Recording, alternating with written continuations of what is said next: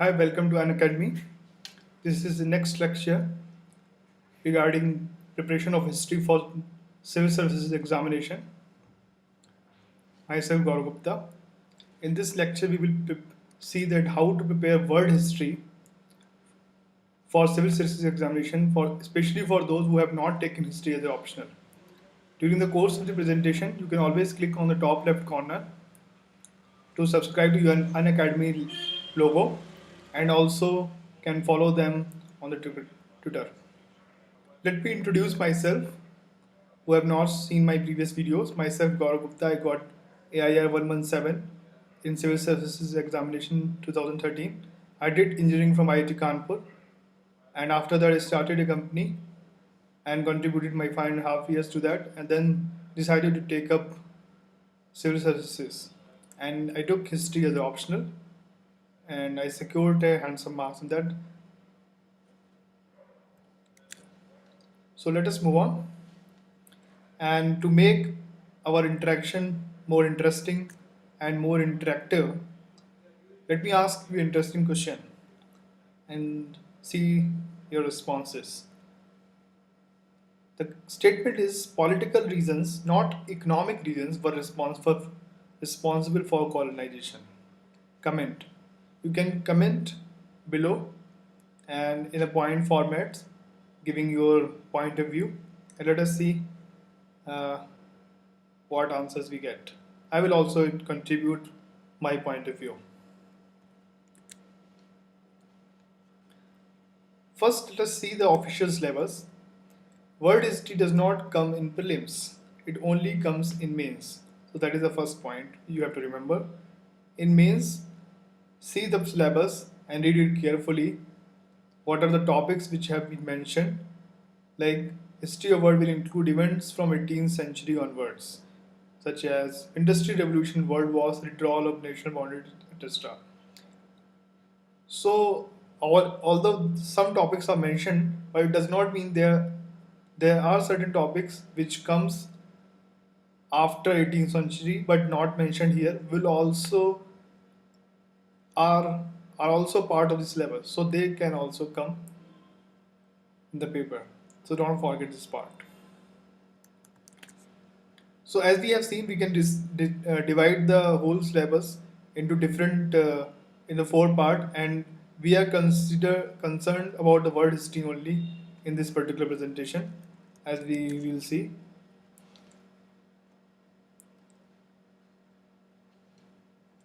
So, what type of questions are asked?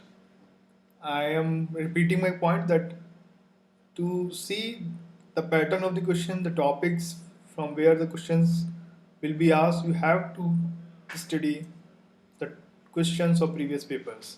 So the questions have been asked related to implications of key events like world wars, financial crisis of 1929 at the global level. Then evolution of key political ideologies like such as socialism, communism, democracy, and differences between these ideologies and how these ideologies evolved and took a very important role in our political system in our society. Then related to key events which changed geopolitical environment of the world, such as unification of Germany, unification of Italy, which actually laid the foundation for First World War. So to decode all these things, you have to study last 3 years prelims paper, which is not applicable here. Sorry about that. Basically, last 3 year history optional paper, because this is a new addition to the syllabus. So you can only see some of the questions on the last paper, last year paper, that is 2013 paper. But to see more questions, you have to see the history optional paper related to world history, which comes in paper 2, part 2. To see the pattern of the question asked about history, because syllabus is almost similar.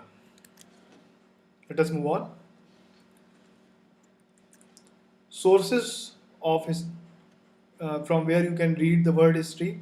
There is not a single book which has all these topics mentioned and covered properly. So you may have to see the multiple sources One important book is Mastering Modern World History by Norman Lowe, which is a very good book and it is in the notes formats and very scientific and structured manner. But you have to search certain specific topics from internet which are not given in normal way. And then IGNU material is also good, which can be downloaded and which is freely available regarding world history. But again, there might be certain things which are not covered, which you have to see from internet. Let us move on.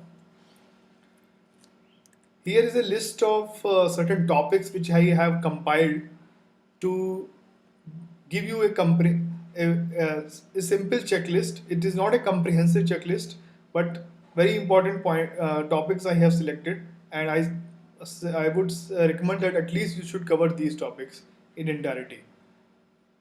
Like American Revolution, American Constitution, impact on India on the because of American Revolution, then French Revolution, its nature, implication, how it unfolded, reasons including key philosophers behind the revolutionary thoughts like Voltaire, Rousseau, and impact on India, Napoleon era, then how England avoided revolution, development of liberalism in England, and evolution of democracy, development of nation states in Europe, what was the cause behind it, labor movements, capitalism, socialism, and communism, Marx and Indian connection.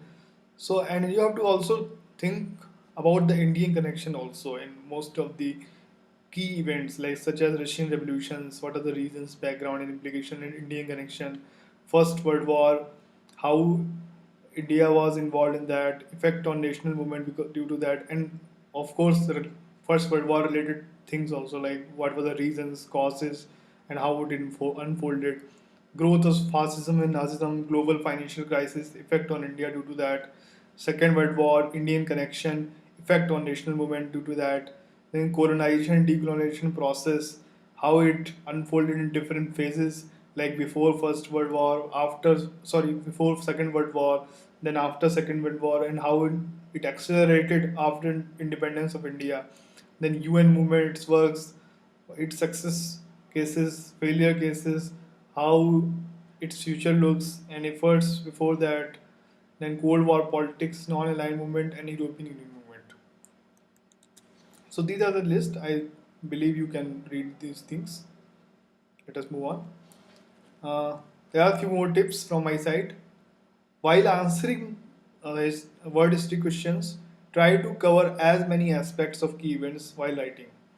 So if a question is about such as implication of Russian revolution, then you should cover global implication at political level, at economic level, then impact of Russian revolution on the Russia itself, how it's changed its economy, how it changed society, how it's changed its political system, then ideological levels implication that socialism became a major ideology because of Russian revolution, then impact on decolonization process that because after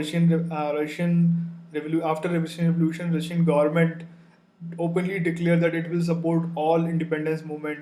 So in a way, it affected the decolonization process.